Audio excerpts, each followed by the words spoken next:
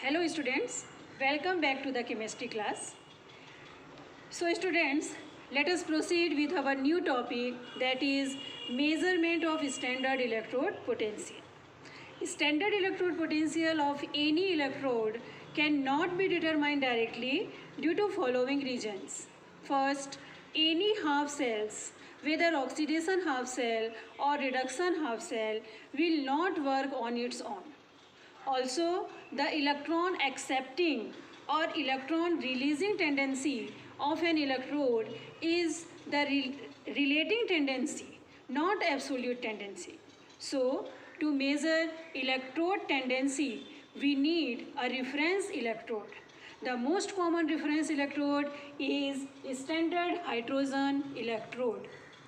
Now, the specialty of this standard hydrogen electrode is that its standard electrode potential is take as 0. A standard hydrogen electrode consists of a platinum wire coated of a platinum black. It has a platinum foil. It is dipped in a solution containing 1 molar HCl and hydrogen gases bubble through the mouth of at 1 bar and 298 Kelvin temperature. This electrode is also known as standard hydrogen electrode. Also, it acts as both anode and cathode. Okay, anode and cathode. When it acts as anode, then hydrogen gas molecules will get oxidized to hydrogen ion.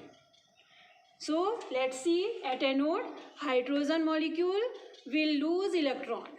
In the same way, at cathode, in aqueous solution of hydrogen ion, from the solution will gain electrons and will get reduced to hydrogen molecules to form of hydrogen gas. Okay, thus the standard hydrogen electrode can act as anode and cathode. So, it is used as the reference electrode to determine the standard electrode potential of other electrodes.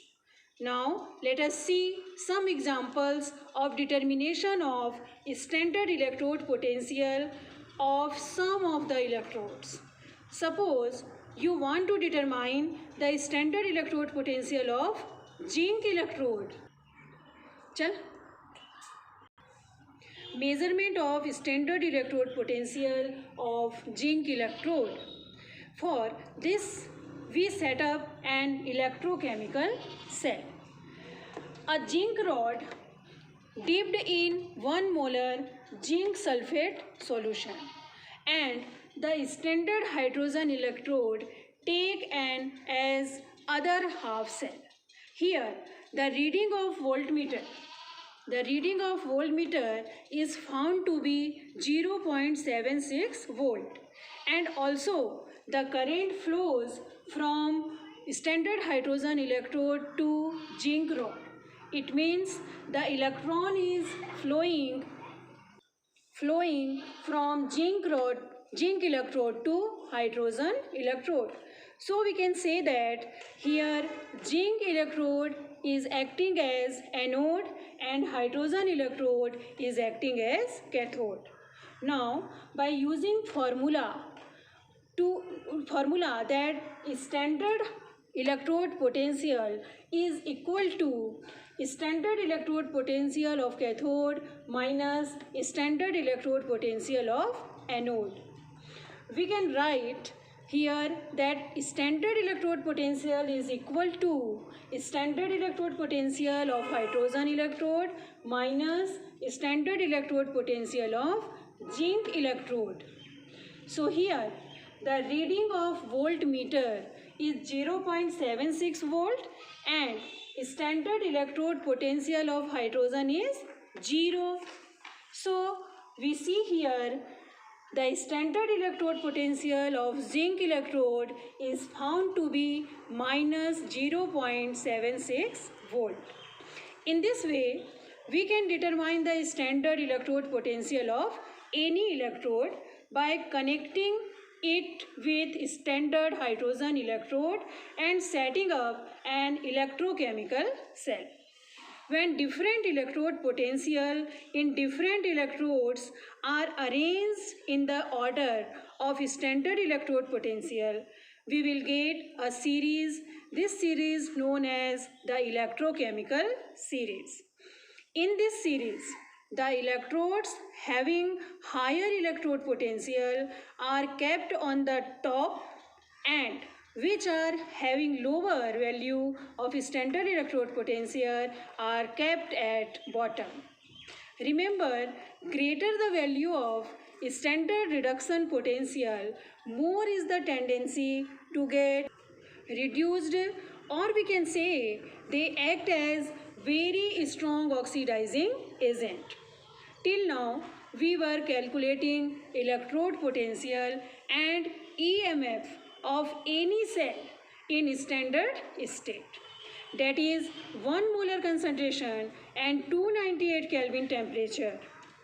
And suppose we have to calculate cell potential for any other concentration at any other temperature. For that, we have to use Nernst equation.